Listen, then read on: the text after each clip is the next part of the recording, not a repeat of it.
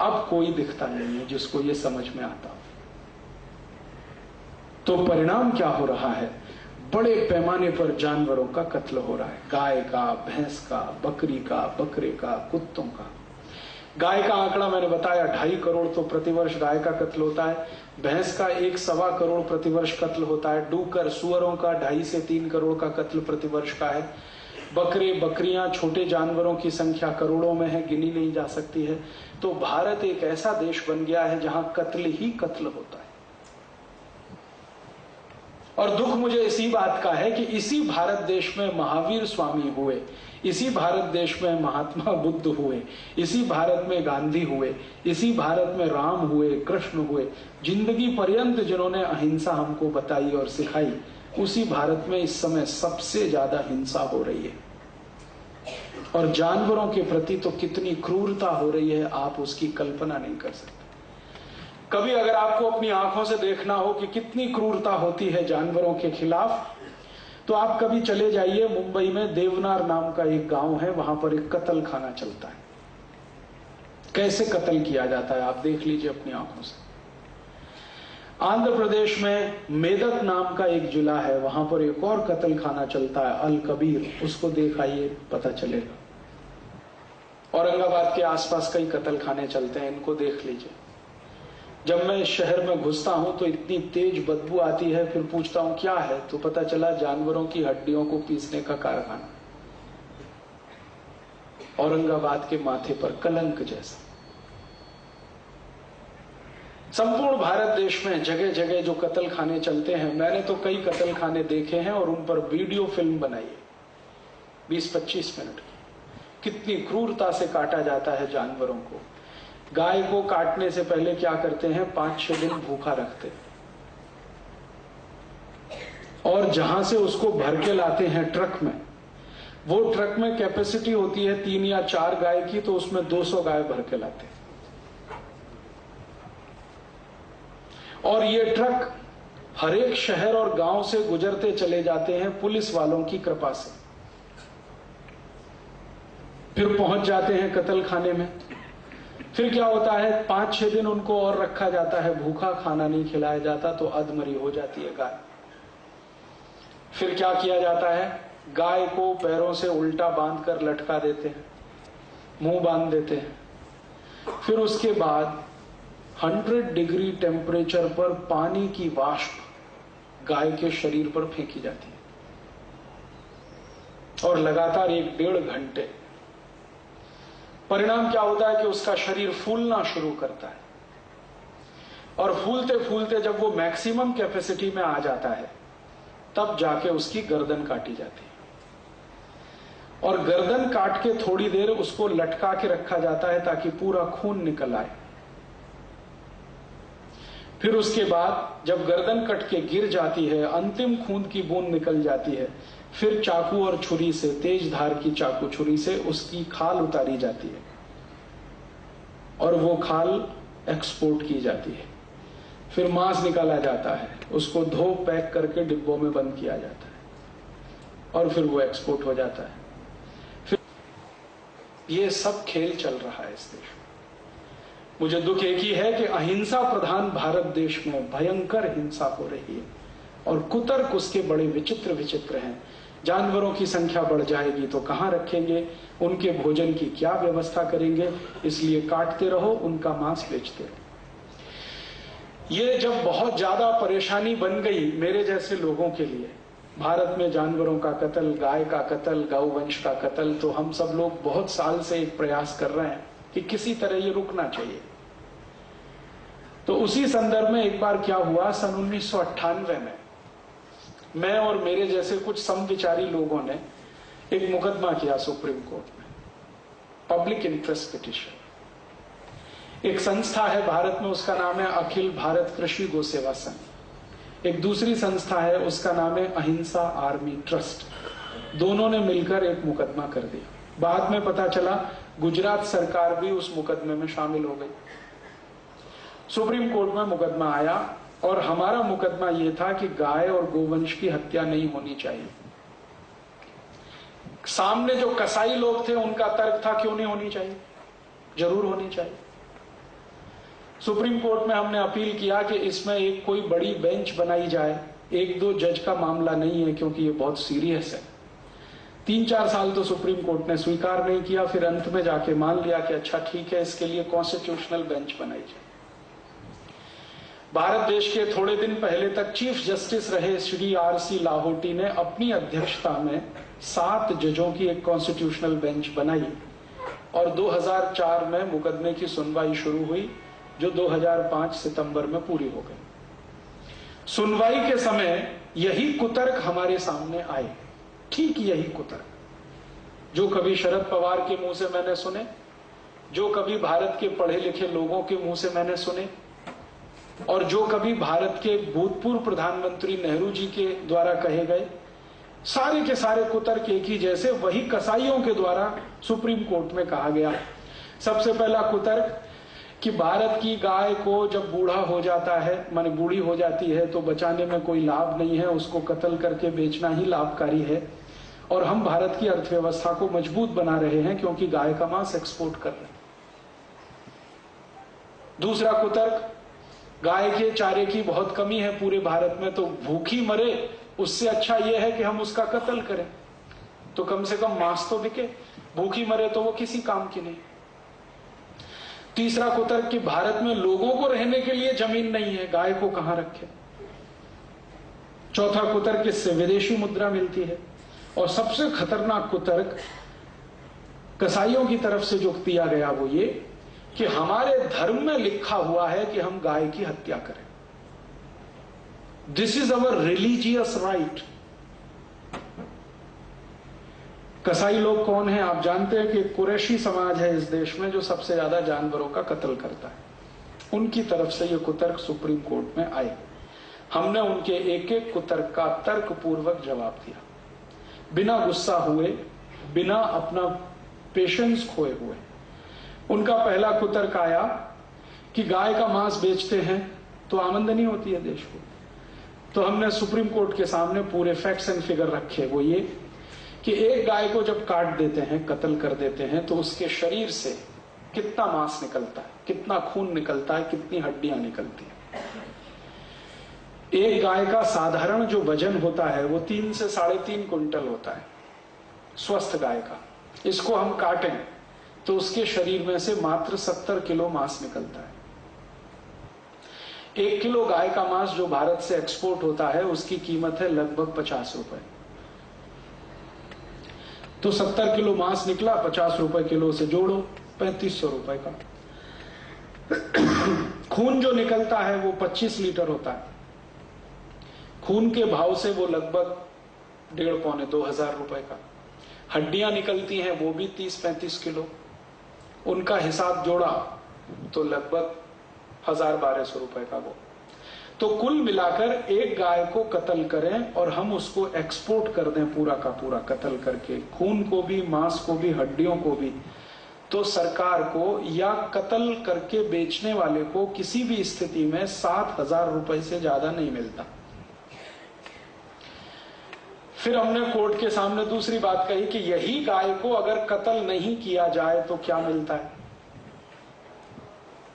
हमने कत्ल किया तो 7,000 मिलेगा, और अगर हम कत्ल ना करें, इसको जिंदा रखें, तो कितना मिलेगा। तो उसका कैलकुलेशन है, एक गाय दिन में लगभग 10 किलो शेण देती है, गोबर, अगर स्वस्थ है तो। और एक गाय दिन में 2.5 से 3 लीटर मूत्र देती है अगर स्वस्थ है तो। गाय के 1 किलो शेण से 33 किलो खाद बनती है, फर्टिलाइजर, जिसको ऑर्गेनिक फर्टिलाइजर कहते हैं। 33 किलो 1 किलो शेण से। न्यायाधीश ने पूछा हाउ इज इट पॉसिबल। तो हमने कहा आप हमको समय दीजिए और स्पेस दीजिए, हम आपको यहीं सिद्ध करके बताते हैं। उनका यस ठीक है। तो हमने उनको पूरा करके दिखाया, और सिर्फ करके ही नहीं दिखाया, उनको हमने कहा कि अगर आपको परमिशन हो, प्रोटोकॉल के खिलाफ ये ना जाता हो, तो आप चलिए हमारे साथ, हम आपको दिखाते हैं कहां कहां किन किन खेतों में हम 1 किलो गाय के शेण से 33 किलो खत बना रहे हैं। मेरे अपने गांव में मैं बनाता हूं, मेरे आई बाबा दोनों शेतकरी हैं, खेती करते हैं। मेरे घर में 15 साल से गाय के शेन से ही खेती करता हूं। 1 किलो शेन है तो 33 किलो खत बनता है बड़े आराम से। और 1 किलो खत का अंतर्राष्ट्रीय बाजार में जो भाव है वो 6 रुपए है। तो 33 किलो का लगभग 1800 रुपए। 1800 रुपए एक दिन में गाय के शेन से मिलता है, एक दिन में। और गाय का शेन में कोई संडे नहीं होता, वीकली ऑफ नहीं होता, हर दिन मिलता है। तो साल में कितना? 1800 में 365 का गुणा कर लो। ये तो हुआ शेन 1 साल का। और एक गाय की सामान्य उम्र 20 साल है और वो जीवन के अंतिम दिन तक शेन देती है। तो 1800 गुणा 365 गुणा 20, और ये कैलकुलेशन लगभग लाख रुपए के ऊपर गया, 2 लाख के आसपास आता है। तो मैंने कहा इतना तो मिला, सॉरी 40 लाख के आसपास आता है, 2 लाख गलत बोले। तो 40 लाख रुपए तो मिल जाएगा शेन से।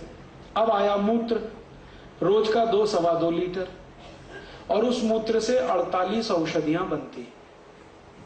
डायबिटीज की औषधि बनती है, arthritis, bronchitis, bronchial pneumonia, tuberculosis, osteomyelitis, osteoporosis, ऐसे 48 रोगों की औषधियां गाय मूत्र से बनती हैं।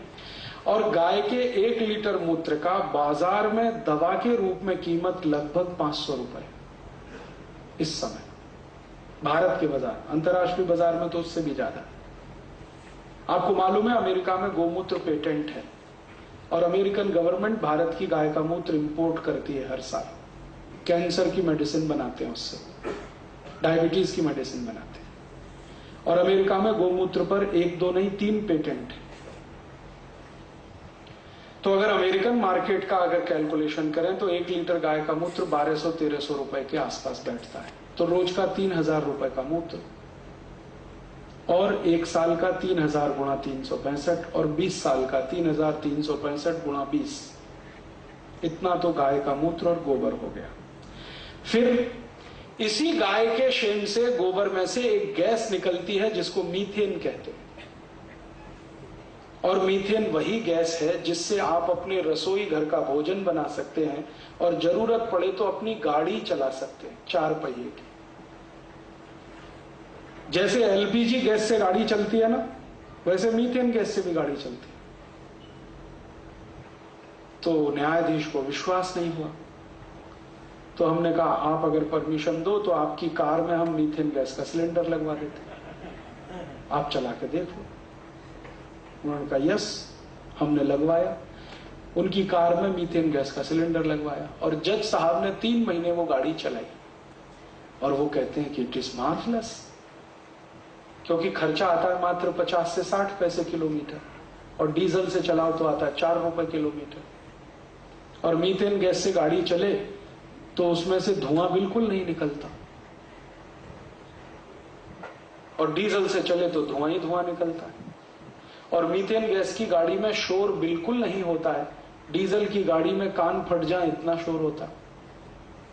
ये सब उनके समझ में आया। फिर हमने कहा कि अगर हम 10 किलो गाय का शेन रोज का इकट्ठा करें तो साल में कितनी मीथेन गैस एक गाय से मिलती है, वो सब कैलकुलेशन, और 20 साल में कितनी मिलेगी। और भारत में इस समय 17 करोड़ गाय हैं, सबका गोबर एक साथ इकट्ठा करें और उसका ही इस्तेमाल करें तो 1,32,000 करोड़ रुपए की बचत इस देश को होती है। बिना डीजल, बिना पेट्रोल के हम पूरा ट्रांसपोर्टेशन इस देश का चला सकते हैं। और इतने सारे कैलकुलेशन जब हमने बम्बार्ड कर दिए सुप्रीम कोर्ट पर, तो न्यायाधीश ने मान लिया कि गाय की हत्या करने से ज्यादा उसको बचाना आर्थिक रूप से महत्वपूर्ण है।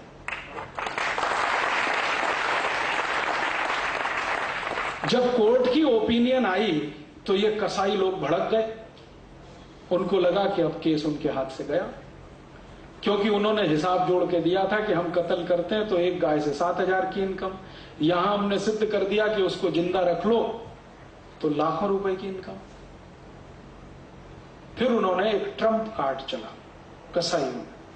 उन्होंने कहा कि ये हमारा धार्मिक अधिकार है कि हम गाय का कत्ल करें। This is our religious right. हमने कोर्ट को कहा कि अगर इनका ये धार्मिक अधिकार है तो जरा इतिहास में पता करो कि जितने भी मुस्लिम राजा हुए, किस किसने अपने इस धार्मिक अधिकार का उपयोग किया। तो कोर्ट ने कहा ठीक है, एक कमीशन बनाओ, हिस्टोरियंस को बुलाओ और जितने मुस्लिम राजा भारत में हुए सबकी हिस्ट्री निकालो, डॉक्यूमेंट्स निकालो और किस किस मुस्लिम राजा ने धार्मिक अधिकार का उपयोग किया गाय के कत्ल के रूप में। पुराने डॉक्यूमेंट्स जब निकाले गए तो पता चला कि भारत में जितने भी मुस्लिम राजा हुए उनमें से एक ने भी गाय का कत्ल किया नहीं। उल्टे कई मुस्लिम राजाओं ने गाय का कत्ल रोकने के लिए कानून बनाए। उनमें से एक नाम बता देता हूं, बाबर। बाबर ने अपनी पुस्तक जिसका नाम है बाबरनामा, उसमें लिखवाया है कि मेरे मरने के बाद भी गाय का कत्ल का कानून जारी रहना चाहिए, माने गाय का कत्ल नहीं होना चाहिए। तो बाबर ने तो ये कानून बनाया, हुमायूं ने भी उसी कानून का पालन किया क्योंकि बाबर उसका बाप था। और हुमायूं के बाद जितने मुगल बादशाह थे सबने इसका पालन किया, इंक्लूडिंग औरंगजेब। फिर दक्षिण भारत में एक बड़ा मुस्लिम राजा था, उसका नाम था हैदर अली, टीपू सुल्तान का बाप। उसने एक कानून बनाया था कि अगर कोई गाय की हत्या करेगा तो हैदर अली उसके दोनों हाथ काट देगा, शिक्षा के रूप में, दंड के रूप। जम्मू कश्मीर में जितने मुस्लिम राजा हुए सबने कानून बनाए, गाय की हत्या कोई करेगा तो उसको मृत्यु दंड।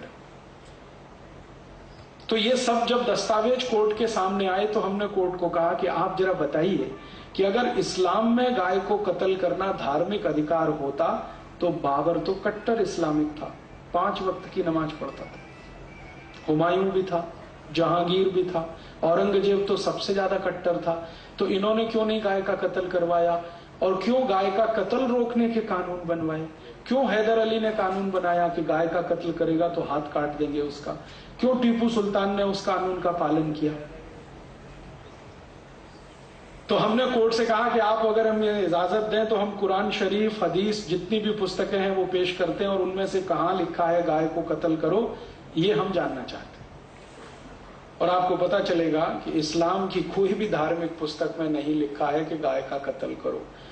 हदीस में तो लिखा हुआ है कि गाय की रक्षा करो क्योंकि वो तुम्हारी रक्षा करती है। पैगंबर मोहम्मद साहब का स्टेटमेंट है कि गाय अबोल जानवर है इसलिए उस पर दया करो। एक जगह तो ये लिखा है कि गाय का कत्ल करोगे तो 2 जख में भी जमीन नहीं मिलेगी, माने जहन्नुम में भी जमीन नहीं मिलेगी। तो फिर हमने कहा कि अगर मोहम्मद साहब ये कहते हैं, कुरान ये कहती है, हदीस ये कहती है, तो फिर ये गाय का कत्ल करना धार्मिक अधिकार कभी से हुआ भारत में? इनको पूछो जरा कसाईयों को। तो वो बौखला गए।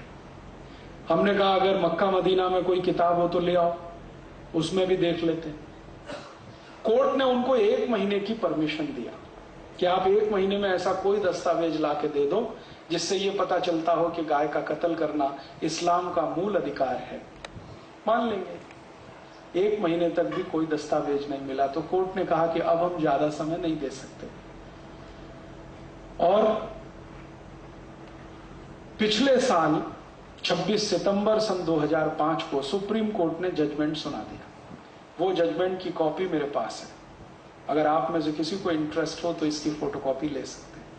और अगर आपके पास इंटरनेट की फैसिलिटी हो तो www.supremecourtcaselaw.com ये वेबसाइट एड्रेस है सुप्रीम कोर्ट का, उस पर से इसको डाउनलोड कर सकते हैं। ये 66 पन्ने का जजमेंट है और भारत के सुप्रीम कोर्ट के इतिहास का सबसे ऐतिहासिक जजमेंट है। जजमेंट ये है कि गाय का कत्ल नहीं होना चाहिए।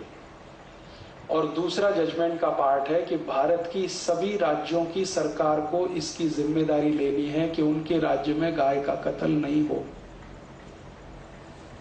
और जजमेंट का तीसरा पार्ट है कि भारत का हर नागरिक जिसको संविधान से अधिकार है नागरिकता का, अब उसकी जवाबदारी है कि वो गोरक्षा करे। और आपको सुनकर आश्चर्य होगा कि यह पहला जजमेंट है सुप्रीम कोर्ट का जिसमें कोर्ट ने कहा है कि भारत के नागरिक को गाय बचाने की जिम्मेदारी लेनी है। सरकार को तो लेनी है, नागरिकों को भी लेनी। माने आप सब इससे बंधे हुए हैं। और उस मंगल पांडे ने इतिहास बना दिया। वो फांसी पर चढ़ गया, लेकिन अपने मुंह से गाय की चर्बी के कारतूस उसने नहीं खोले। और जिस अंग्रेज अधिकारी ने उसको मजबूर किया, उसको गोली मार दी उसने, मंगल पांडे। तो हमने कहा था ये बात कि भारत की आजादी का इतिहास शुरू होता है गाय की रक्षा से। इसलिए गाय की रक्षा उतनी ही महत्वपूर्ण है जितनी हमारी आजादी। और